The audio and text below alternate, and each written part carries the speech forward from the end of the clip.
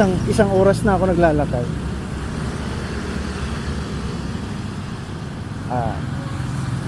Hindi ko rin nadala yung aking earphones.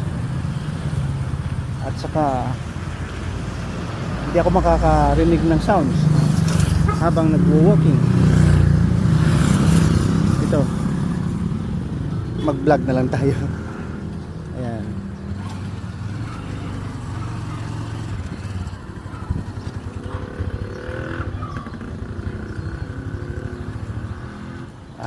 Tatabi tayo sa may rice field. Yung paborito ko itong rice field na ito. It creates a lot of imagination. Okay.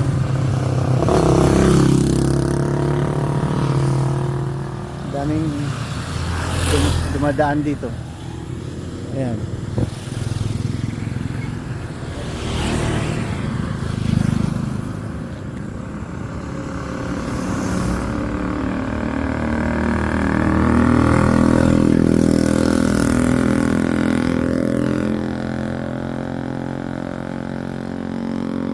Ito, rice field. May bunga na eh. Taba eh, mataba. So sinabi ko, may irrigation to eh. You can just imagine sa ibang lugar, hindi ka makakatanim ng ganito. Ang lugar doon, desierto, bato, buhangin, snow. Ano ba yan? With due respect with due respect, dun ka sa desierto, background ganyan. Yung iba naman ang galing doon, ang background gusto nila ito mais, palay ito. Ayan, pagkain yan, chong. Pagkain yan, hindi yan bato, hindi yan snow. Anong pakinabang ng snow? Anong pakinabang ng desierto?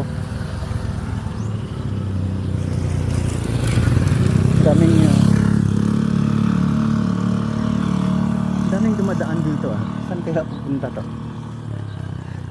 Ay tama, siniminto na pala to. Part ng Cinderella. Kung punta ka ng city, pwede kang dumaan dito galing sa Rotonda. Ang ganda ng palay Ang ganda ng palay. Ganda ng palay. Amazing. I-compare natin buhay natin Pride lang yung sabihin na maganda sa abroad. Yan, social. Social na mga apps. Social na mga maganda naman sa abroad. Hindi ko sinasabi hindi. Sa akin kasi matanda na ako. Hindi na pwede magtrabaho doon ubos na yung aking stamina. Naubos yung aking stamina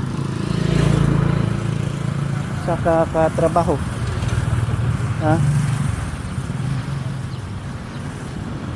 Dito tayo magdaan sa kabila. Ito, tingnan mo ito.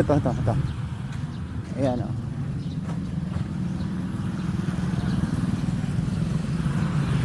Galing yan sa bundok ng Tampakan. Ang tubig na yan Tampakan doon, bundok doon sa Mount Matutum Kalain mo may biyaya kang ganyan.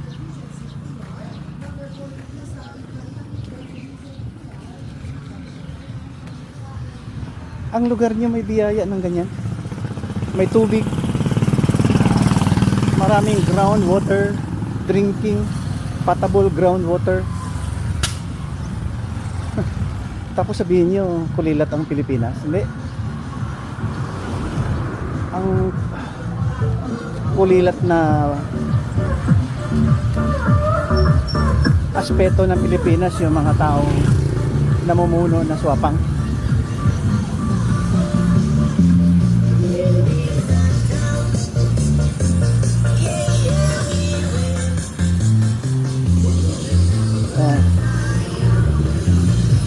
Huwag nyo na akong bulahin. Maganda sa abroad sa mga view. But siguro pag nawala ang kuryente, dito solar, pwede ka mabuhay. Magsusolar ka lang. May aircon ka na, sa gabi may ilaw ka pa. Kapag may araw. Doon sa abroad, mayroon din, pero hindi masyado dito. Kating yung init ng araw dito, grabe yung blessing. Tingnan mo. Lahat nandito na. What else can you ask for sa Philippines? Nothing.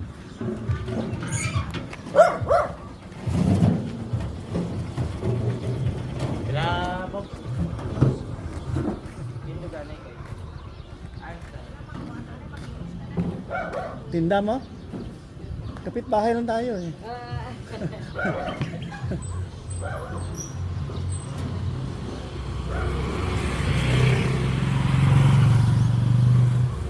Yan, sinabi nga ng Hesukristo, humbleness.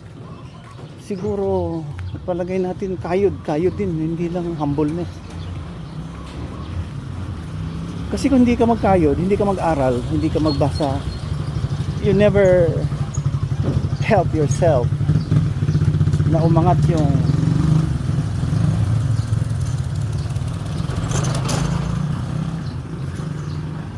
yung buhay mo. Umangat ng buhay ng kurakot. Kalain mo magka-building ka. Politician ka lang, magka-building ka. Ano ba yan? So, kawat gamay. Toral yan. Nakaw konti. Ayan, politician. Philippines yan. Doon, pag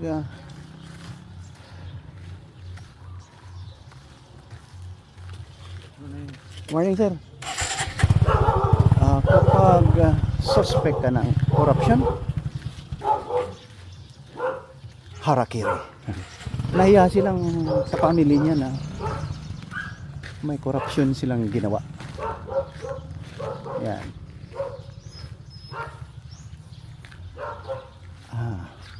Alam mo yung harakiri?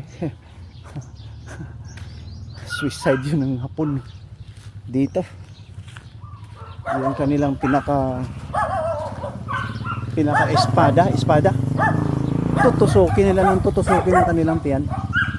Dahil mahiya silang nagnakaw sila na there was a corruption going on sa kanya. Yung suspect ka pa lang. Nahiya sila niya. Mahiya sila sa atin. Impunity.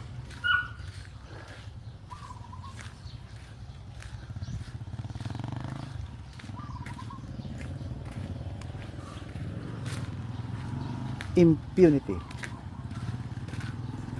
Immune to punishment. Hala, sige, magpakasala. Di ba? March 18, 2024. Sige, God bless. Wala akong kausap eh. Naglalakad. Matagal ang lakad ko. Kaya lang dapat mag-vlog. Okay.